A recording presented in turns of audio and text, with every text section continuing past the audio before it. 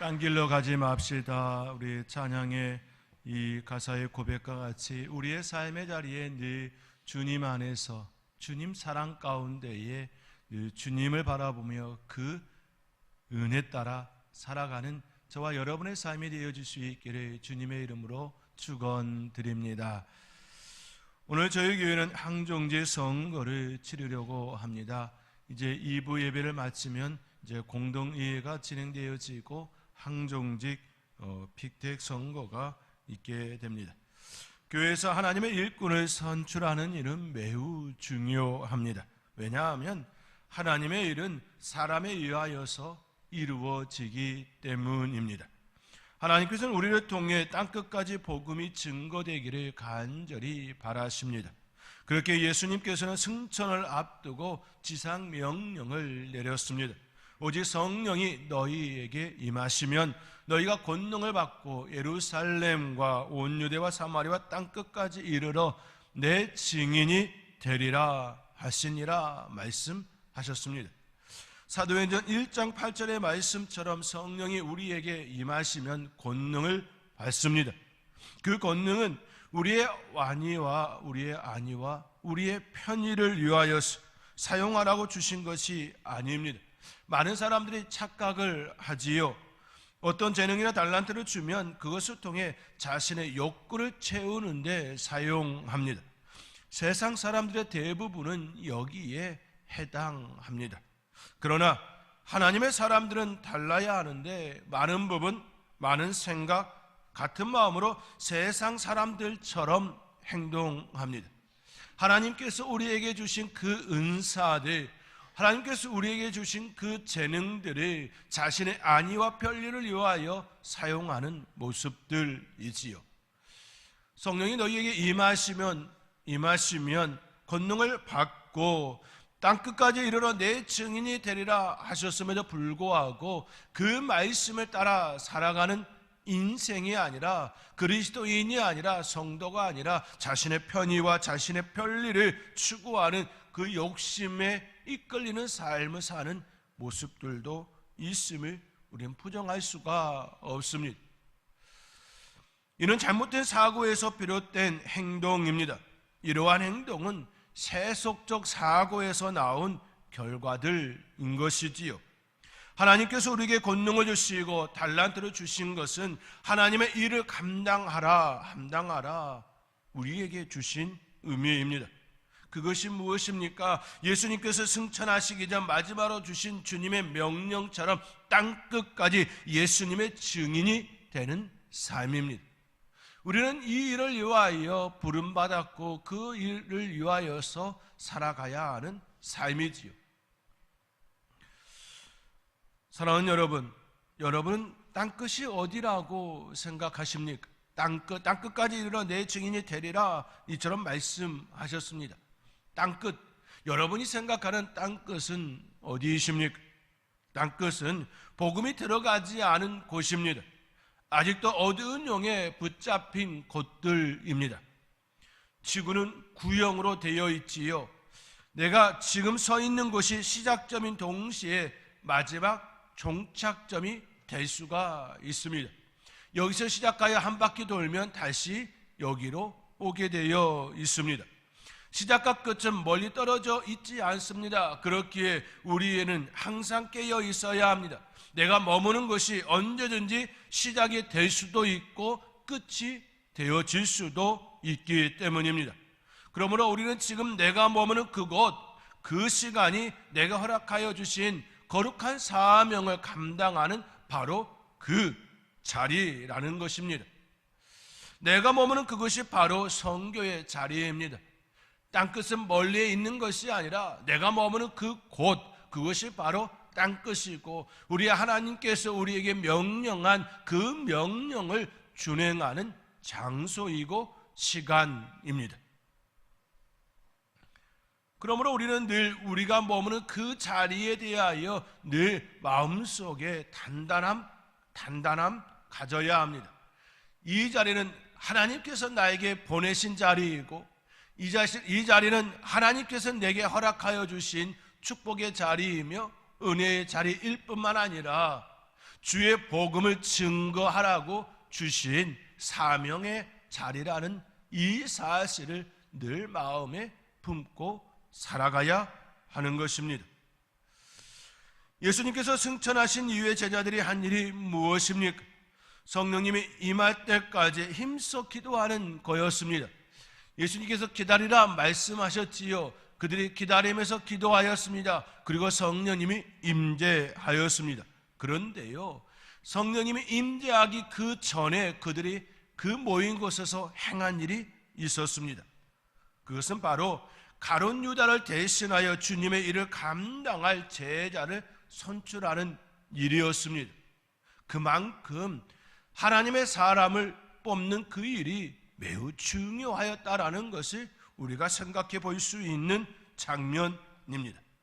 하나님의 일을 감당할 하나님의 일꾼을 선출하는 일은 성령님이 오실 때까지 기도했던 것만큼 중요한 일이었습니다. 이것은 저의 말이 아니라 성경이 우리에게 알려주시는 메시지입니다. 왜냐하면 하나님의 일은 하나님께서 세우신 그 일꾼들을 통하여 일하시기 때문입니다. 사랑하는 성도 여러분, 하나님의 일꾼을 뽑기 위해 기도해야 하는 이유도 여기에 있습니다. 하나님의 일꾼을 뽑는다고 하면서 사사로운 개인적 감정을 앞세운다면 성령님을 거스르게 할 수 있기 때문이지요.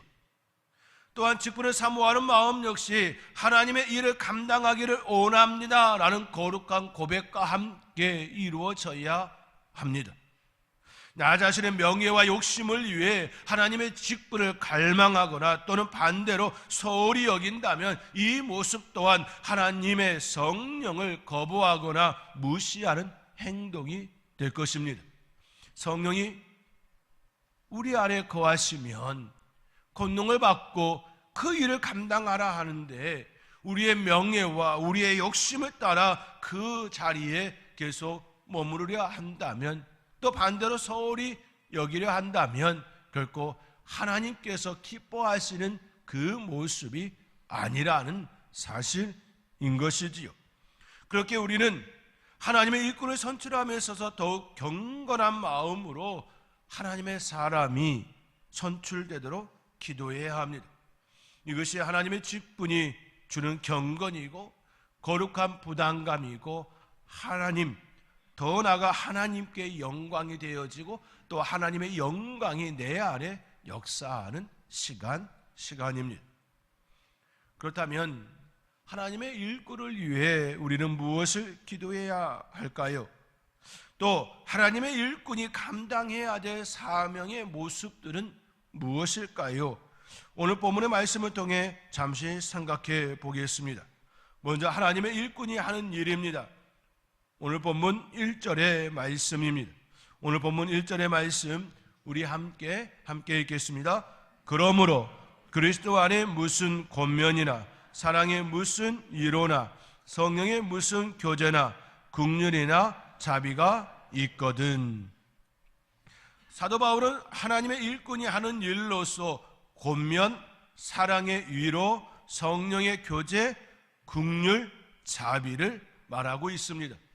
그렇습니다. 하나님의 일꾼이라면 마땅히 이러한 일을 해야 하지요. 권면을 해야 합니다. 사랑의 위로를 해야 합니다. 성령의 교제를 해야 합니다. 또 긍휼과 자비의 삶을 살아야 하는 것이지요. 그렇지요. 힘들어하는 자들에게 찾아가서 위로할 줄 아는 사람, 성령님 안에서 교제하며 교통을 이루는 그러한 삶, 또 긍휼과 자비의 삶을 살아가는 것, 이것이 하나님의 사람들이 하는 일이지요. 이 일은 교회 안에서도 일어나야 되고 교회 밖에서도 일어나야 합니다. 이 일은 가정에서도 일어나야 하고 여러분의 직장 가운데서, 사업장 가운데서도 일어나야 합니다. 이 일은 여러분이 머무는 그 모든 곳에서 다 일어나야 하는 것입니다. 이 일을 통하여 땅끝까지 복음이 증거되어지는 하나의 모습들이 되어지기 때문입니다. 그러나 그보다 앞서 우리가 마땅히 깊이 생각해야 될 부분이 있습니다. 그것은 오늘 1절의 말씀에 있는 것처럼 그러므로 그리스도 안에 이러한 것이 있거든 이라고 말씀하고 있지요. 그리스도 안에 있거든, 그리스도 안에라고 하는 그 말씀이 들어가 있습니다. 먼저 살펴야 할 것이 바로 이것이라는 것이지요.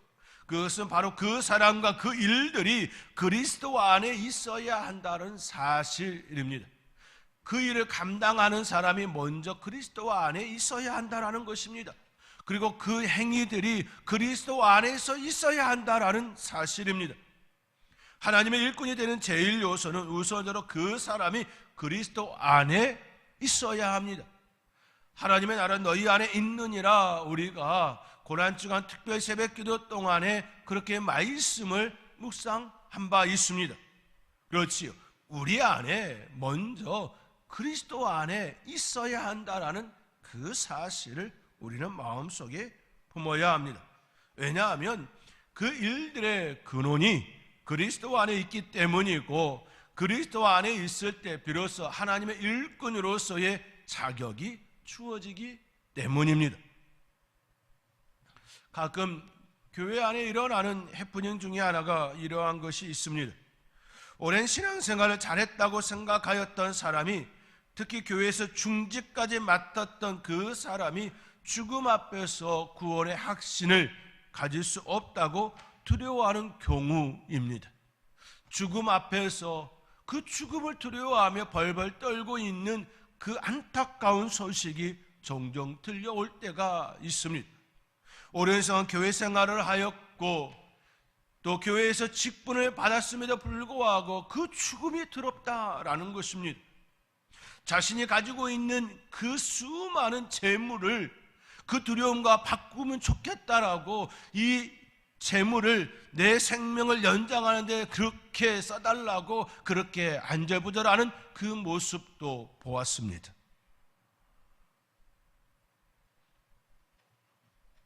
인간이 감당할 수 없는 죽음이라는 큰 사건이 눈앞에 다가왔을 때의 두려움과 공포에 휩싸여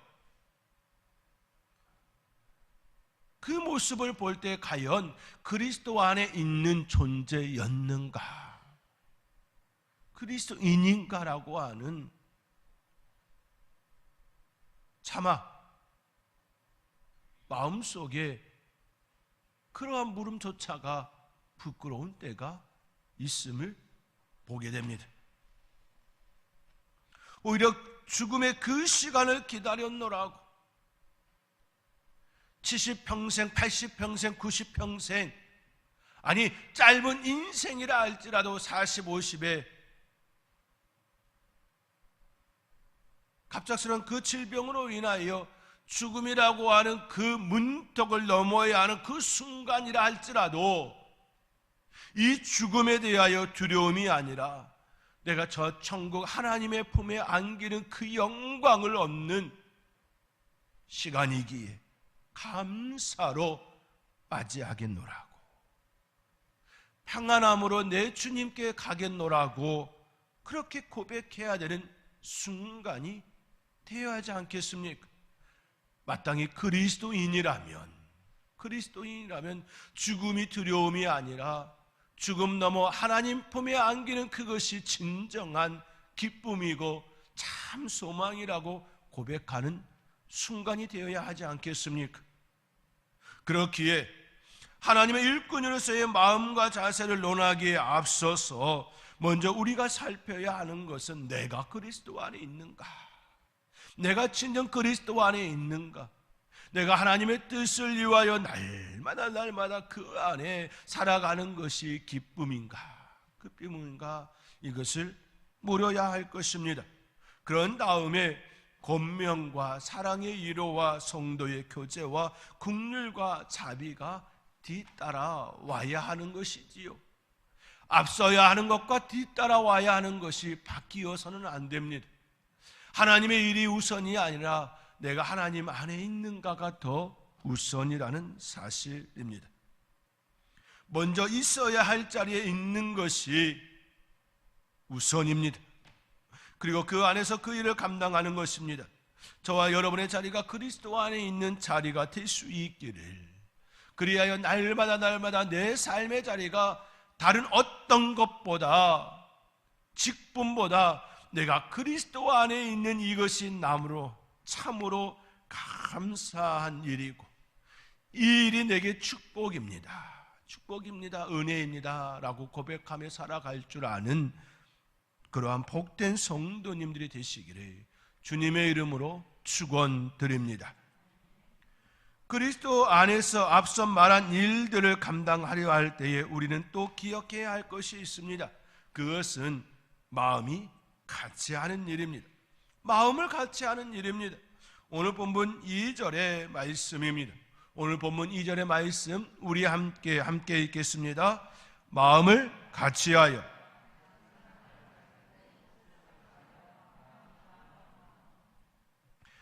같이하여 같은 사랑을 가지고 뜻을 합하며 한 마음을 품어. 마음을 같이하여 같은 사랑을 가지고 뜻을 합하여 한 마음을 품어. 사도 바울은 같은 의미를 강조하기 위하여서 다른 단어들을 사용하여 반복하고 있습니다.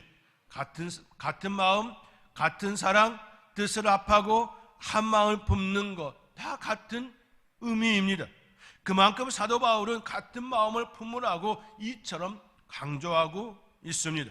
그렇다면 같은 마음은 무엇을 의미하는 것일까요? 같은 마음이란 무엇을 뜻하는 것일까요? 그것은 바로 방향을 가리키고 있는 것입니다. 같은 방향을 바라보고 가라는 것이지요. 사람은 제각각의 자리에 있습니다. 그러나 같은 방향을 바라보고 있다면 끝은 만나게 되어 있습니다. 어디에 있느냐가 중요한 것이 아니라 어디를 바라보고 있느냐가 더 중요한 부분입니다. 우리는 종종 같은 말, 같은 행동을 한다고 해서 같은 생각을 품고 있다라고 착각할 때가 있습니다. 같은 말을 하고 같은 생각을, 같은 행동을 한다고 하여서 같은 생각, 같은 방향이 아니지요. 결코 그렇지가 않습니다. 단적인 예로 정치인이 또 선거 때가 되어져서 표를 구하기 위해 예배당에 나와 예배를 드리고 있다고 한다면, 정치인이 표를 구하기 위해 예배당에 나와 예배를 드리고 있다고 한다면 신실하게 하나님만 바라보고 감사로 예배하는 성도들과 같은 생각이라고, 같은 마음이라고, 한 마음이라고 말할 수 있겠습니까? 같은 자리에 있고 같은 행동을 하고 있지만 결코 같은 마음이 아니지요. 한 마음이 아닙니다. 마음이 합해진 것이 아닙니다. 당장은 같아 보일 수 있습니다. 그러나 결코 그렇지가 않습니다. 어디를 바라보고 있느냐인 것이지요. 예배하는 이 시간 우리가 하나님만을 향하여 내가 하나님 앞에 온전히 드려지는 이 시간이 되기를 원합니다. 내 마음이 우리 하나님이 기뻐하시는 제사 되기를 원합니다. 예배 되기를 원합니다. 그 마음이 서로에게 다 동일하게 역사되어질 때에 이것을 같은 마음이라고 이야기할 수 있는 것 아니겠습니까? 영상으로 예배드린다 할지라도, 멀리 떨어져 있어서 어쩔 수 없이 영상으로 예배드린다 할지라도 이곳에 앉아있는 우리 성도님들과 같은 마음이라고 말할 수 있는 것 아니겠습니까? 비록 한 자리에 있다 할지라도 같은 말을 하고 같은 찬송을 하고 같은 행동을 하고 있다 할지라도 그것이 결코 같은 마음이라 말할 수 없을 때도 있습니다. 같은 마음이란 결국 같은 방향, 한 방향을 가리킨다는 사실을 우리는 기억해야 합니다. 교회가 제시하고 그 방향으로 함께 달려갑시다. 성교적 교회를 위하여 우리 함께 힘내시다. 그 일이 우리 하나님께서 맡기신 이 일입니다라고 이야기할 때 함께 협력하고 그렇게 나아가고자 서로 마음을 합하는 그 모습이 진정한 아름다운 모습이 아니겠습니까? 이것이 같은 마음이지요. 합한 마음이지요. 이러한 마음이 선돌교회 안에 온전히 역사되어지기를 간절히 주님의 이름으로 축원드립니다. 이를 이루기 위하여서는 훈련이 필요합니다.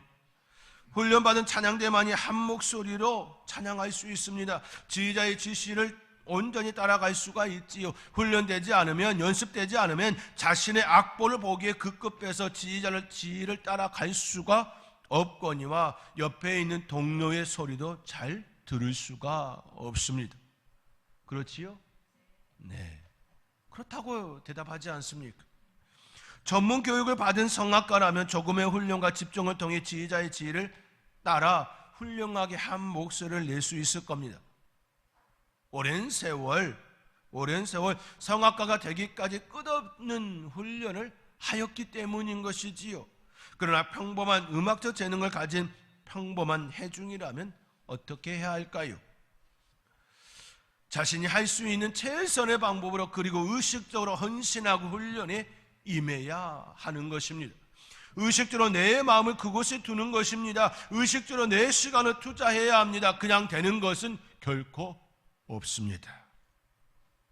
아름다운 하모니는, 합한 마음은 그냥 되어지지 않습니다. 수없이 많은 반복적 훈련을 통하여 아름다운 하모니를 낼 수가 있습니다.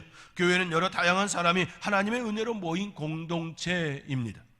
그곳에서 같은 뜻을 합하기 위하여서는 의식적으로 내 마음과 내 시간을 투자하여 함께 그 일을 만들어 가는 것입니다. 그러할 때에 비로소 가장 아름다운 사랑의 하모니를 낼 수가 있습니다. 그리고 겸손한 마음으로 날마다 예수님 중심으로 살아가는 것입니다. 오늘 본문 3절의 말씀입니다. 오늘 본문 3절의 말씀 우리 함께 읽겠습니다. 아무 일에든지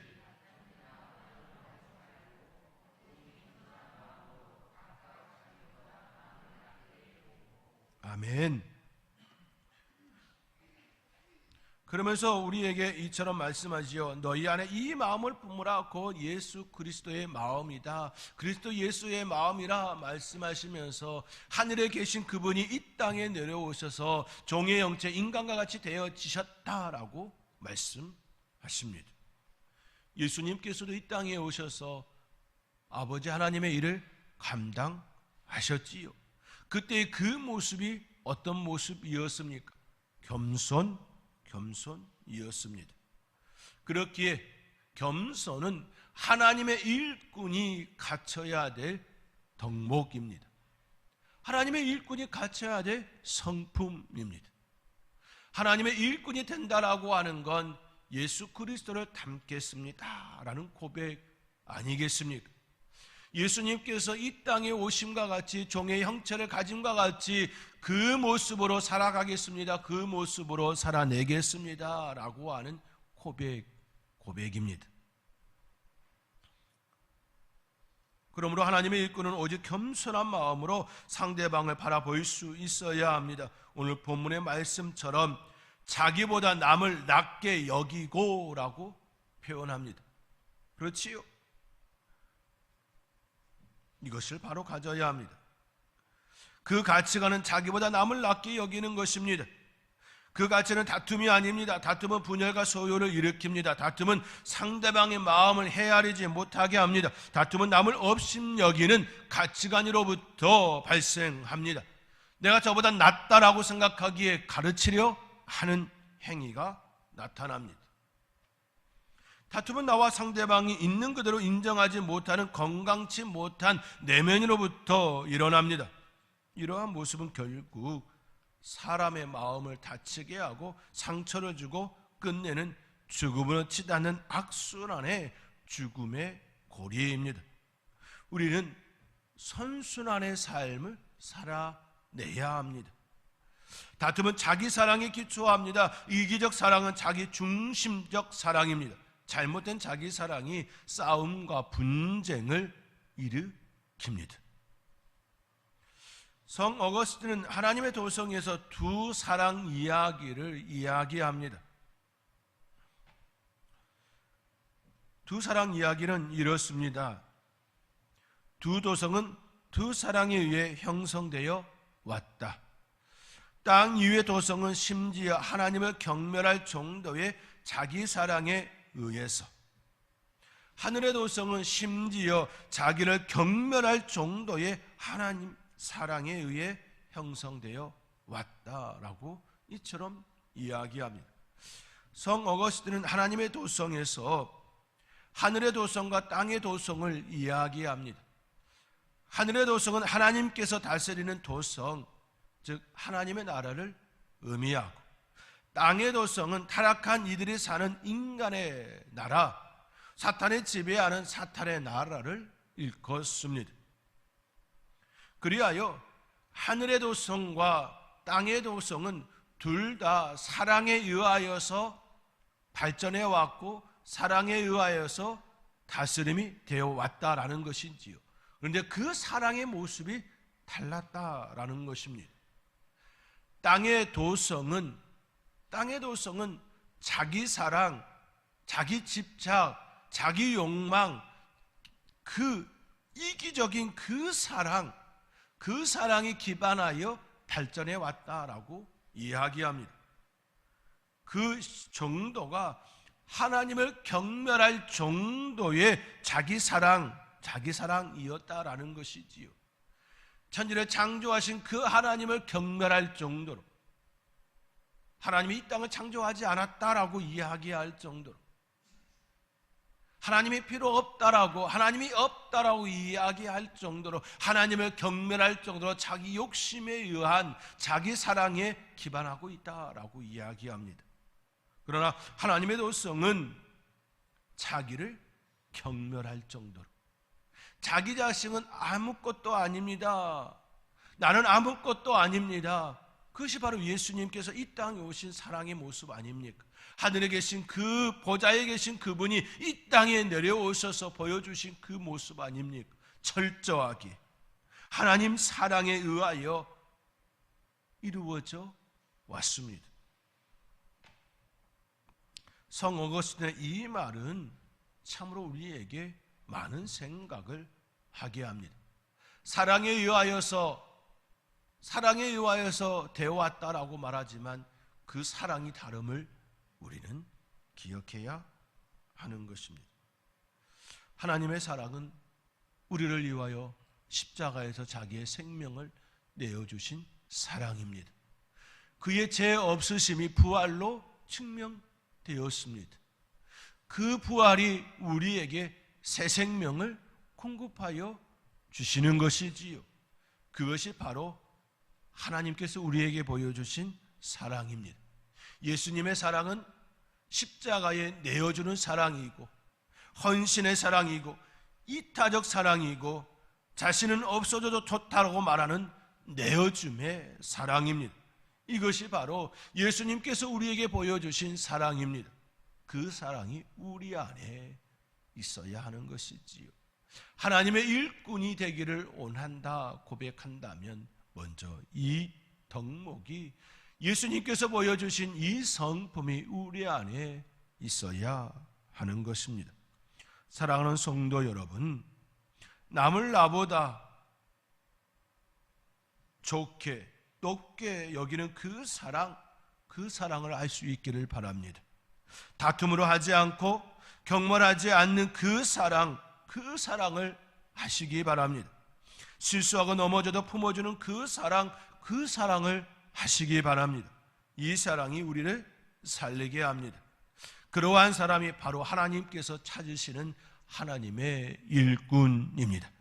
하나님이 찾으시는 그러한 하나님의 사람들이 오늘 공동회를 통하여서 또 세워지고 하나님께 영광이 되어지고 하나님의 일을 감당하는 선돌교회가 되어질 수 있도록 함께 기도하며, 또 우리의 삶이 그러한 삶 되기를 원합니다 고백하며 나아갈 줄 아는 저와 여러분의 삶이 되어질 수 있기를 주님의 이름으로 축원드립니다.